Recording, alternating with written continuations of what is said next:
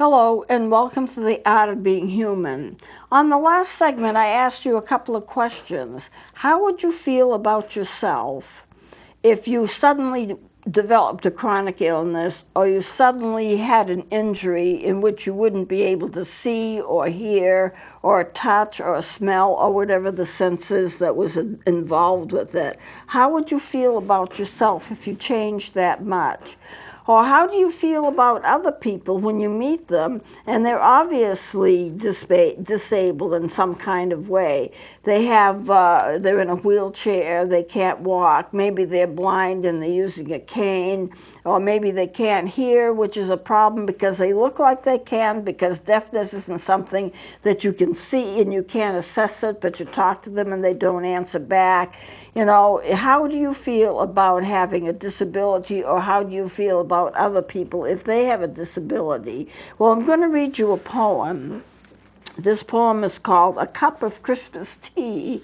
A Cup of Christmas Tea. Now, this is not Christmas time that I'm doing this, but I'm doing this with this book for a purpose. And I'm going to set it up for you. In this poem, there is a man, a young man, I assume, and he's professional. He's not a child. And he has been close for years with the great aunt, and the great aunt had a stroke. And he was afraid of going to visit his aunt, and he hadn't seen her in quite a while. I don't know why he was afraid, but I would guess, and you may want to make some assumptions as we read the poem, he's afraid of seeing her physically disabled because he was close to her growing up and she wasn't disabled, and he had a very close relationship with her, but he's afraid to see her disabled, and he's afraid she may have changed so much that he will no longer be able to have a relationship with her. So that's his fear. And I suspect maybe another fear, maybe untalked about, not talked about, is the fear that someday he'll be in the same boat and he'll have a disability because of age. Then how is he going to relate to others, and how are other people going to relate to him?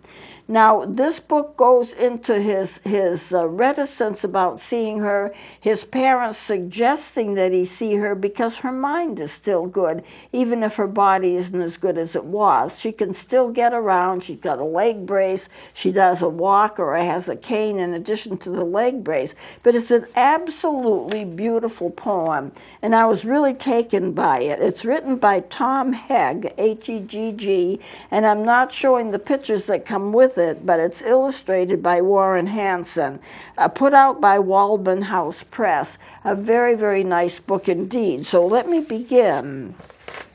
It takes place at about Christmas time. Okay, the log was in the fireplace, all spiced and set to burn. At last the yearly Christmas race was in the clubhouse turn. The cards were in the mail, all the gifts beneath the tree, and 30 days reprieve till Visa could catch up with me. And though smug satisfaction seemed the order of the day, something still was nagging me and would not go away. A week before, I got a letter from my old great aunt. It read, "Of course I'll understand completely if you can't, but if you find you have some time, how wonderful if we could have a little chat and share a cup of Christmas tea." She'd had a mild stroke that year, which crippled her left side. Though housebound now, my folks had said it hadn't hurt her mind. They said she'd love to see you. What a nice thing it would be for you to go and maybe have a cup of Christmas tea. But boy, I didn't want to go. Oh, what a bitter pill, to see an old relation and how far she'd gone downhill. I remembered her as vigorous, as funny, and as bright. I remembered Christmas Eves when she regaled us half the night. I didn't want to risk all that. I didn't want the pain. I didn't need to be depressed. I didn't need the strain. And what about my brother? Why not him? She's his aunt, too. I thought I had it justified, but then before I knew, the reasons not to go I so painstakingly had built were cracking wide and crumbling in an acid rain of guilt. I put on boots and gloves and cap, shame stinging every pore, and armed with squeegee, sand, and map, I went out my front door. I had that disembodied feeling as the car pulled up and stopped beside the wooden house that held the Christmas cup. How I got up to her door, I really couldn't tell. I watched my hand rise up and press the button of the bell. I waited, aided by my nervous rocking to and fro, and just as I was thinking I should turn around and go, I heard the rattle of the china in the hutch against the wall, the triple beat of 2 feet, and a crutch came down the hall. The clicking of the door latch and the sliding of the bolt, and a little swollen struggle popped it open with a jolt. She stood there, pale and tiny, looking fragile as an egg. I forced myself from staring at the brace that held her leg, and though her thick bifocals seemed to crack and spread her eyes, their milky and refracted depths lit up with young surprise. Come in, she laughed at the word. She took me by the hand, and all my fears dissolved away as if by her command. We went inside, and then, before I knew how to react, before my eyes and ears and nose was Christmas past, alive, intact. The scent of candied oranges, of cinnamon and pine, the antique wooden soldiers in their military line, the porcelain nativity I'd always loved so much, the Dresden and the crystal I'd been told I mustn't touch. My spirit fairly bolted like a child out of the class and danced among the ornaments of calico and glass. Like magic, I was 6 again, deep in a Christmas spell, steeped in the million memories the boy inside knew well. And here among old Christmas cards so lovingly displayed, a special place of honor for the ones we kids had made. I sat and rattled on about the weather and the flu. She listened very patiently, then smiled and said, "What's new?" Thoughts and words began to flow. I started making sense. I lost the phony breeziness I use when I get tense. She was still passionately interested in everything I did. She was positive, encouraging, like when I was a kid. And there beside her walking chair, the center of it all, my great aunt stood and said how nice it was I'd come to call. Simple generality still sent her into fits. She demanded the specific, the particulars, the bits. We talked about the limitations that she had to face. She spoke with utter candor and with humor and good grace. Then, defying the reality of crutch and straightened knee, on wings of hospitality, she flew to get the tea. I sat alone with feelings that I hadn't felt in years. I looked around at Christmas through a thick, hot blur of tears, and the candles and the holly she'd arranged on every shelf, the impossibly good cookies that she still somehow baked herself. But these rich tactile memories became quite pale and thin when measured by the Christmas my great aunt had kept within. Her body halved and nearly spent, but my great aunt was whole. I saw a Christmas miracle, the triumph of a soul. The triple beat of 2 feet and a crutch came down the hall, the rattle of the china in the hutch against the wall. She poured 2 cups, she smiled, and then she handed one to me, and then we settled back and had a cup of Christmas tea. Now, what does that say? She was disabled. She had a brace, she had a cane, but her mind was good. And she was able to talk with him, and she was just as interested in him as she had ever been. She wanted to talk to him about his news, what he was like, what he did, what was important to her. Everything had not changed with her. She loved Christmas just as much. She loved him just as much. She wanted to talk to him about everything. She hadn't lost her mind. And when he got to the point of realizing that she is still she, and she hadn't lost it. She'd lost some physical abilities, yeah. She had to wear a brace, she had to use a cane, but she was still cooking. She was still making tea. She was still able to talk. She was just as interested in him as she ever was. She was still like herself. She hadn't lost herself at all. Just some physical abilities, that's all. And he was able to resume a relationship with her. What was he afraid of? He was afraid of the loss. He was afraid of her loss, that she wouldn't be the same, because a lot of people with strokes aren't the same. And at the same time, I think also that he was afraid of a loss that might happen to him one day. He would grieve over her loss of physical ability, even though she was still alive. If she couldn't have talked to him, if it had affected her mind or her speech, he would have had to have grieved that loss in her, even if she was still alive. And then kind of thinking that maybe in the future he might be in the same position. And he was just afraid to face it, afraid to face her loss for her sake and grieving that, and then also afraid of the future loss that he might have that might be similar to hers. So when you're talking about people who have disabilities, you know, if they didn't have a disability before, but they have one now, there is that adjustment period. I remember a man that I told him I was adopting him as my father. He was an elderly man, and he was in the service. He was in the Navy. And I met him at a bookstore, and we kind of kept in touch. And then he had a stroke, a massive stroke, and it was on July 4th. And then for the rest of his life, he was at the hospital. He did live for a while. And he would go in, and his name was Paul. That was his real name. And I went in to see him in the hospital. I wasn't living far away, so I could walk to the hospital, and I would try to see him once or twice a week. And I walked in one day, and he was crying.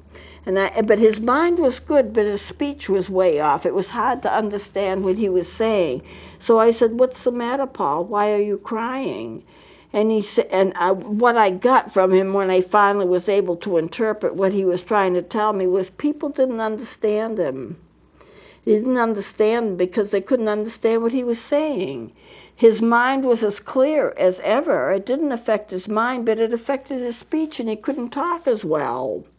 And so what I did to reassure him, I said, "Paul, I know who Paul is. The disabilities that you have are not the real you. I know the real you. I know the person behind the disabilities. The disabilities do not define who you are. Who you are is defined by your own soul. It's defined by your own spirit. And I know what you're saying, even though it's hard to communicate. And I know that your mind is good. And I know that you understand things. Do not be afraid that I'm put off by your disability, because I'm not put off by it. Do not define yourself by your disability. You are you." And, you know, I talked a bit longer, and he started smiling. He caught the drift that he could not define himself by his disabilities, because there's more to it. We are more than the sum of our parts. You know, and we just cannot define ourselves by our disabilities. And he understood that. And you see, he was bright. He was very bright. And when he understood that, he just accepted that as being the truth. He is not his disabilities. He is him. You know, I'm diabetic. Am I diabetic? No, I'm a person that has diabetes. I'm not diabetes. If you have a blind eye or something, you're not the blind eye. You are the person that happens to have a blind eye, but you're not the blind eye. And what we do is we make a mistake. We make a mistake because we define ourselves by our disabilities of what we can do, or usually what we can't do. Well, I can't draw, or I can't sing. And we put ourselves in a negative sense. God never intended for it to be that way. He made us all as individuals. And the Bible says God is no respecter of persons. So we don't have to worry about the fact if we have something wrong with us. It is what it is. And we can sometimes improve upon it, sometimes we can't. Sometimes we have to live with it. But don't let it destroy you, because you are more than just your disability. You are not a disability, you are you. And if you have problems with drug abuse, you can work with the drug abuse. You're not the drug. You have symptoms because the symptoms are bothering your body, but that does not define you as a person. No disability, no problem that you might have, no financial problem, no physical problem can define who you are. You are you. You are an important person. You are a person that God created. Do not be afraid of who you are. Embrace who you are. If you have a disability, okay, you can make a blessing out of it. Oftentimes I've made a blessing out of my diabetes because I've been able to help somebody else who's struggling with it because I've been there.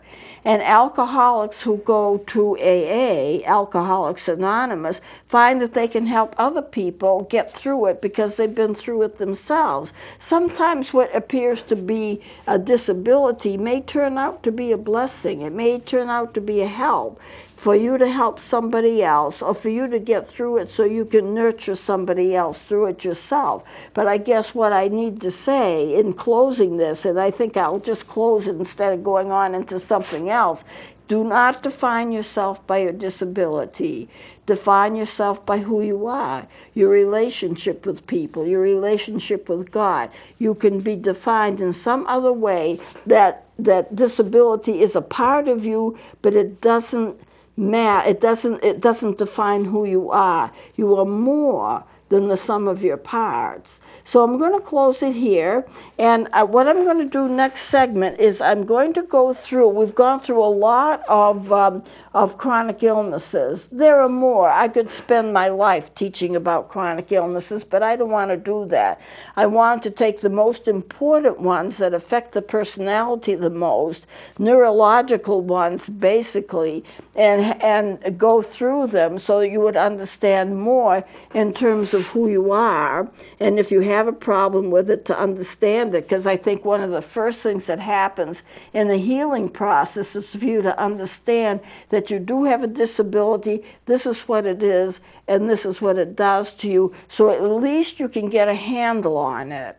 And once you get a handle on it and get treatment for it, then you can improve remarkably, and you may find that it's not so bad after all. But I want to go through the major ones so that you can see how the body and mind influence each other, and see how the body with its difficulties, if you have a chronic illness, affect your personality. Now, I'm going to give a resume of that and talk about it. It may take 1 or 2 segments. Then we're going on into the development of the human being from birth to death. All of the stages of development from infancy on up, and the problems that each stage has. Every stage has a problem of its own that needs to be resolved, and when that gets resolved, you go on to the next step. If you don't resolve it, then you've got some baggage that's going to bother you in later years, but we'll get into that when we get to it. So that's what we'll be doing, a developmental study of the human being from birth to death,